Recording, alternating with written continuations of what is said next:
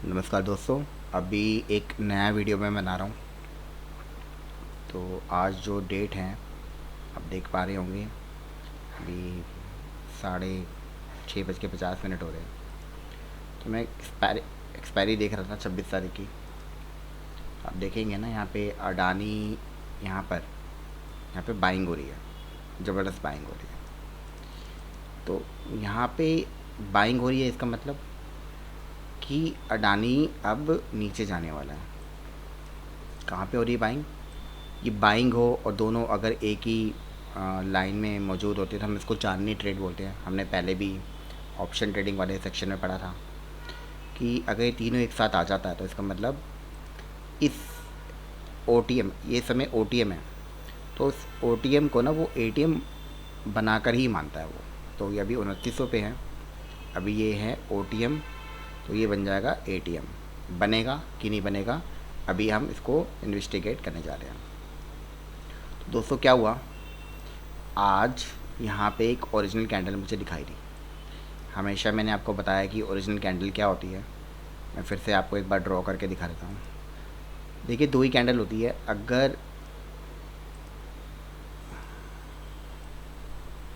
अगर कोई कैंडल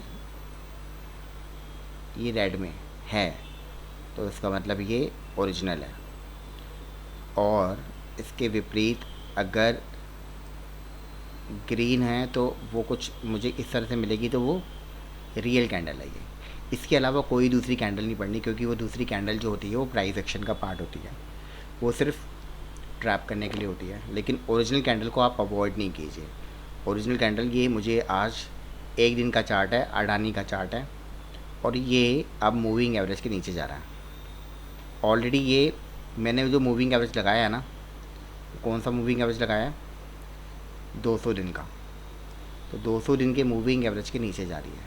कहाँ जा रही है वो? 2900 पे।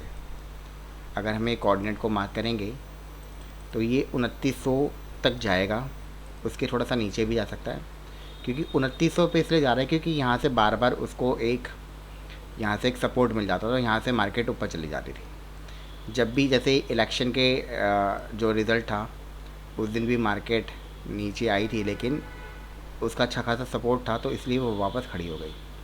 तो जब जब मार्केट 2900 पे आई है, पहले भी आई है, देखिए यहाँ पर आई है, 2 बार आई है, 3 बार आई है, तो मार्केट अब ये देखिए 4 बार दिख गया ना आपको। तो मार्केट यहाँ से छलांग खा के ऊपर चली जाती है। तो एक बार फिर से वो 2900 को टेस्ट करने जा रहा है। अगर टेस्ट करने जा रहा है तो यहाँ तो पैसा ही पैसा बनेगा। तो यहाँ पर अगर आप देखेंगे तो 2900 की 26 सितंबर की एक्सपायरी है, वो 58 रुपीज़ की है। हो सकता है कि देखिए, अगर आप 58 है तो कितना ऊपर जाएगा, कितना कैसे जाएगा, वो तो हम चेक कर ही सकते हैं। लेकिन अगर इस पोजीशन पे देखेंगे ना, तो कोई भी जो ATM होता है ना, वो आप देखेंगे ना तो कम से कम 100 रुपये के तो ऊपर चला ही जाता है। तो कुछ दिनों में हम देखेंगे कि जो अडानी का जो शेयर है वो नीचे जा रहा है। तो इसके लिए मतलब अडानी का जो शेयर है वो निफ्टी का भी एक पार्टिसिपेंट है। तो मैंने अक्सर देखा है कि जब जब अडानी के शेयर में कोई गिरावट आती है तो निफ्टी भी नीचे जाता ही है। तो अभी अभी अभी जो अडानी जो है वो, तो यहाँ से हमको वो आसानी से 2900 के आसपास दिखाई दे सकता है। थोड़ा नीचे ही जाएगा, 2900 को ये ATM बना देगा, तो कम से कम 150-200 पॉइंट की गिरावट हम आने वाले कुछ दिनों में देख सकते हैं। बाइंग का मतलब है कि अब अडानी नीचे ही जाएगा यहाँ से, और लगातार वो राइटिंग भी कर रहा है यहाँ पे। तो 3200 से ये गिरना शुरू हुआ था और वो 2900 पे गिर के ही ख़त्म होगा, यानी कि ये 2900 बन जाएगा आपका ATM बन जाएगा यहाँ पे। तो हम एक्सपेक्ट कर सकते हैं कि अभी एक अच्छी बाइंग, जो लोग अडानी में इन्वेस्ट करना चाहते हैं तो वो चाहे तो इन पोजीशंस पे जाके परचेज़ कर सकते हैं। कुछ दिनों में आपको अच्छी बाइंग मिलेगी। देखिए यहाँ तक 2700, यहाँ से वो बार बार उठ ही जाता है क्योंकि यहाँ पे एक अच्छा खासा उसका सपोर्ट है।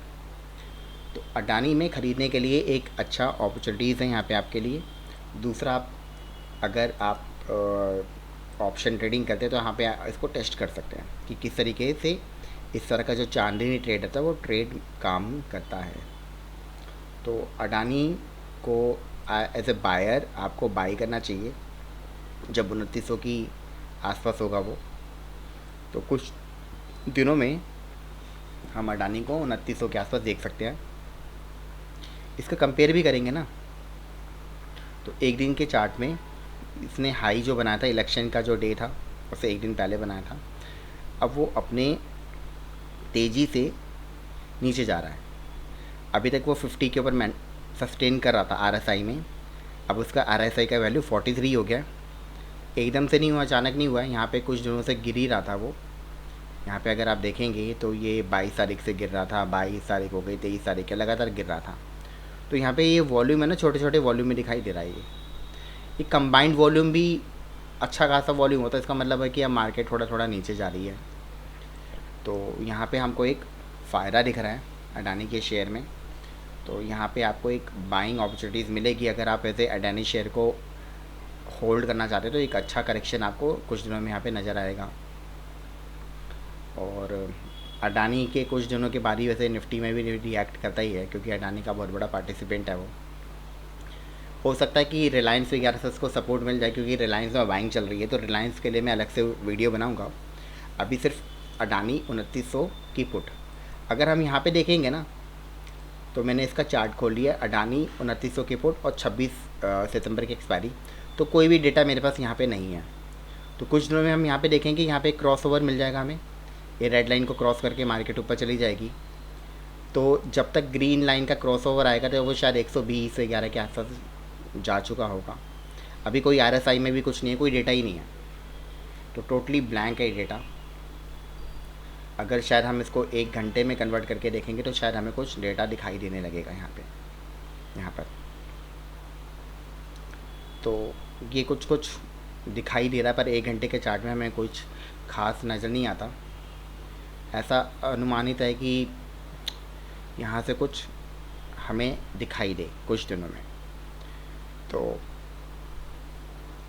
तो लग रहा है कि यहाँ से करीब करीब 125 के आसपास वो आसानी से पहुँच जाएगा। तो इस वीडियो में हम यहीं तक विराम लेते हैं और आगे की वीडियो में देखेंगे कुछ और शेयर्स के बारे में जो अगले महीने की एक्सपायरी के साथ हमें दिखाई देंगे। Thank you so much.